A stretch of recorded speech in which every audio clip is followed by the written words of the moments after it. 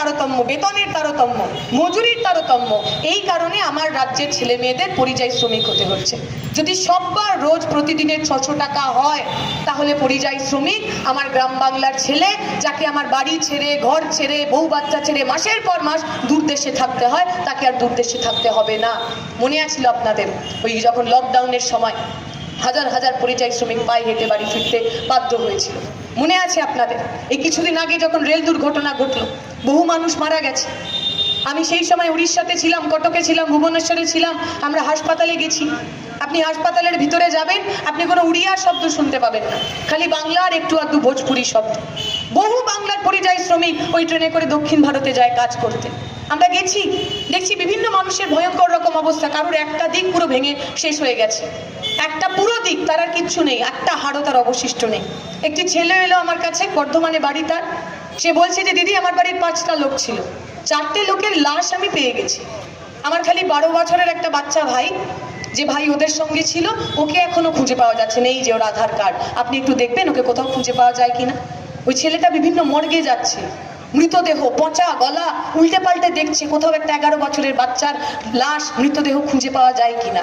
আচ্ছা, একটা 11-12 বছরের বাচ্চাকে তার বাড়ির লোকের সঙ্গে পরিযায়ী শ্রমিক হতে হয় কেন? স্কুল ছুট হতে হয় কেন? স্কুল বন্ধ করে মায়ের কোল ছেড়ে, গ্রাম ছেড়ে দূর দেশে কাজ করতে যেতে হয় কেন? তাকে নিয়ে কেউ কথা বলবে না? এখানে নেতারা আসছেন, মন্ত্রীরা আসছেন, বিভিন্ন রাজ্যের মুখ্যমন্ত্রী আসছেন, বিজেপির অনেক বড় বড় নেতারা, তৃণমূলের অনেক বড় বড় নেতারা আসছেন। কতজন আমার পরিযায়ী শ্রমিক ভাইদের নিয়ে কথা ব্যয় করছেন। পরিযায়ী শ্রমিকদের ভোটটা আপনার লাগবে, গরিব মানুষের ভোটটা আপনার লাগবে। আর সেই মানুষটা কি করে ভালো রাখা যায়, সেই মানুষটা কি করে ভালো থাকবে, তাই নিয়ে আপনারা একটা কথাও বলবেন না।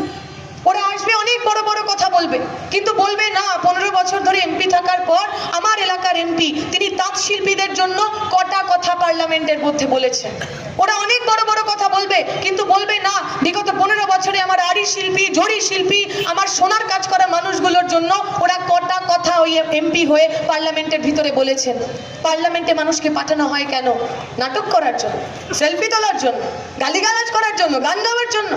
পার্লামেন্টে আমরা পাঠাই, সাধারণ মানুষ ভোট দেয় যাতে সে আমাদের কথা বলতে পারে। প্রশ্ন করতে হবে তো 15 বছরের এমপি আজ অব্দি 15 বছরে আমাদের কটা কথা পার্লামেন্টের ভিতরে বলেছেন। আর যদি না বলেন, আপনার যদি মনে হয় 15টা বছর মিস্টার ইন্ডিয়া হয়ে কেটে গেছে, আরো 5টা বছর আপনি এভাবেই কাটিয়ে নেবেন, আমরা বলে যেতে চাই, দেখবেন মিস্টার ইন্ডিয়াকে যখন খুঁজে পাওয়া যেত না, তখন ওপর থেকে ওই লাল লাইট মারতে হতো। লাল লাইট মারলে ঠিক মিস্টার ইন্ডিয়াকে দেখা যেত। ওই লাল লাইট, ওই লাল ঝান্ডা চলে এসছে। এবার আর কোনো মিস্টার ইন্ডিয়া এমপি টেমপি হবে না। এবার সেই মানুষ এমপি হবেন, সেই মানুষ সংসদে যাবেন, যে মানুষ আপনার যন্ত্রণা, আপনার সমস্যা, আপনার অসুবিধা নিয়ে পার্লামেন্টের ভিতর কথা বলবেন। আমি আমার কথা দীর্ঘায়িত করব না।